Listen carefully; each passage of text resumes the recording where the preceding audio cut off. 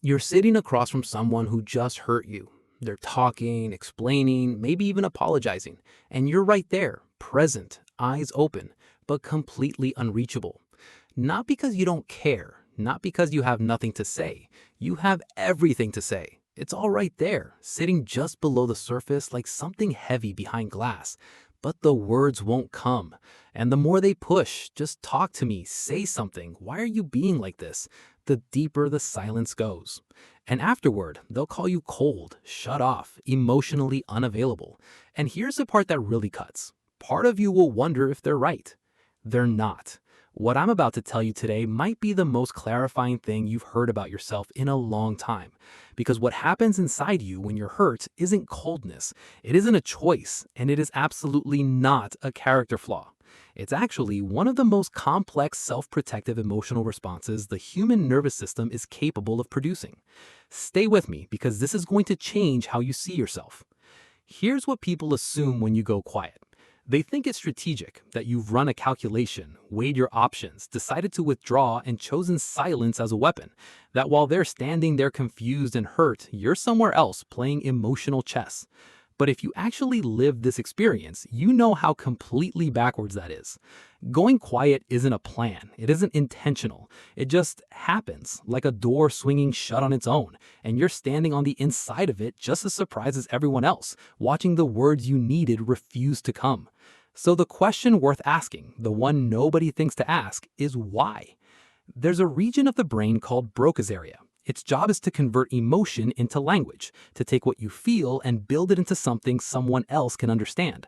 Here's what researchers have found. When you're emotionally flooded, when pain comes in fast and hard, activity in that region drops. Your brain, in a moment of intense emotional pain, actually makes language harder to access. So when someone is standing in front of you saying, just tell me what's wrong and nothing is coming out, that isn't stubbornness, that isn't you punishing them.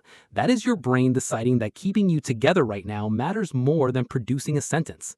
This connects to something trauma researcher Dr. Peter Levine spent decades documenting. The freeze response is just as hardwired as fight or flight.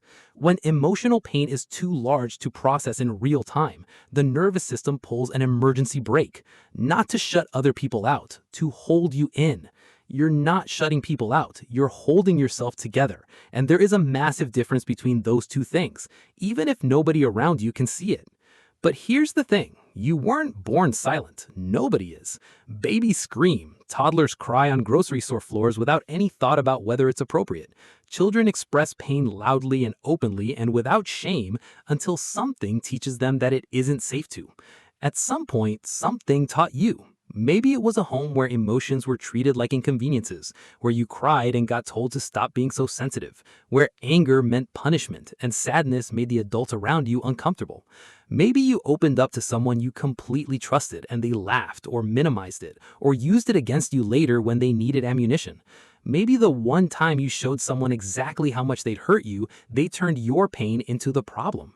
So your nervous system, adaptive, brilliant thing that it is, made a note. Vulnerability has a price. Keep it in. Wait until you understand it yourself. Don't open the door until you know it's safe. Psychologist John Bowley built his entire career around one finding that keeps proving itself across generations. The way we handle emotional pain in adulthood is almost always a direct echo of what our earliest relationships taught us about vulnerability.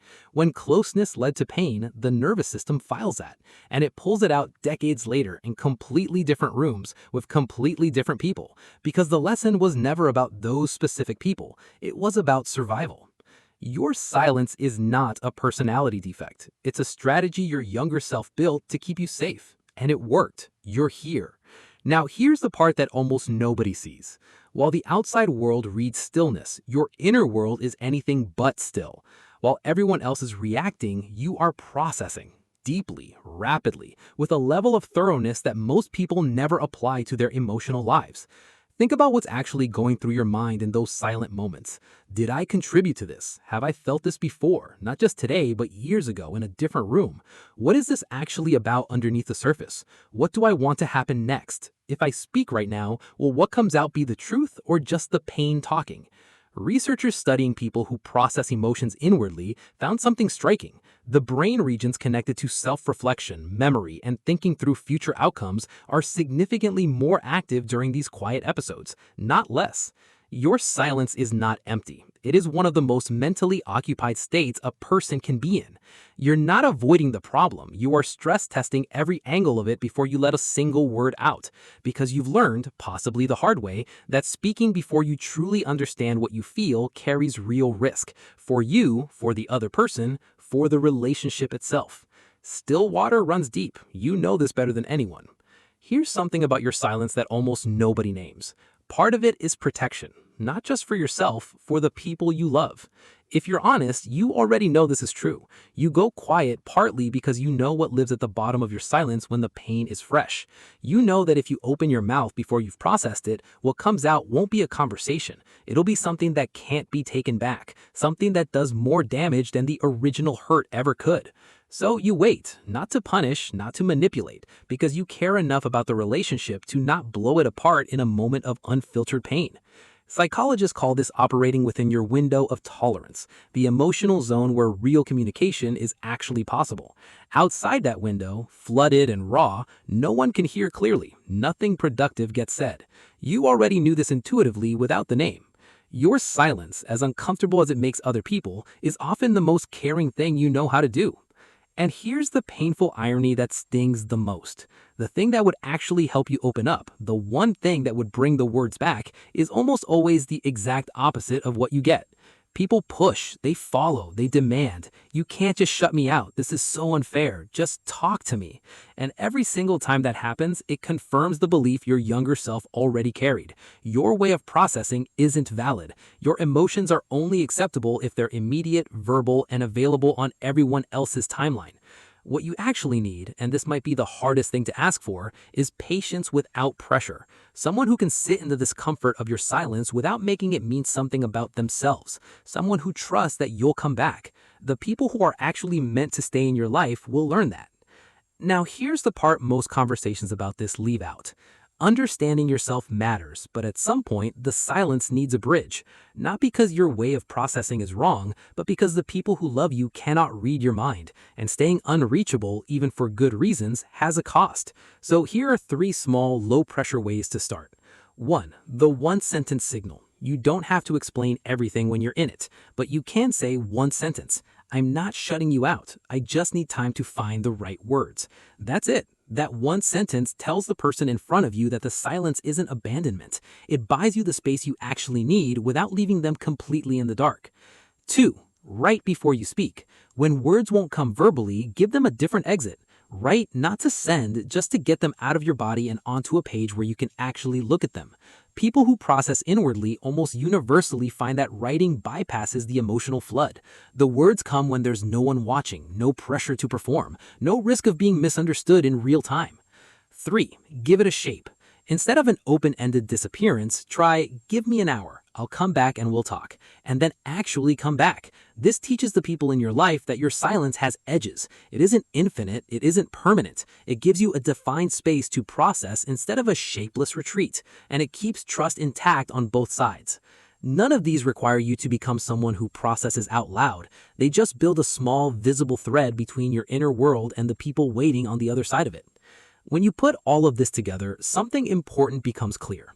You go quiet when you're hurt because your nervous system is protecting you, because you learned early that vulnerability had a cost, because your brain processes pain with a depth and a thoroughness that most people never reach, and because part of you has always been quietly trying to protect the people you love, even from yourself.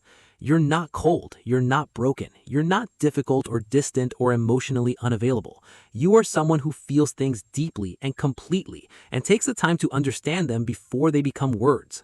And here's what that actually means.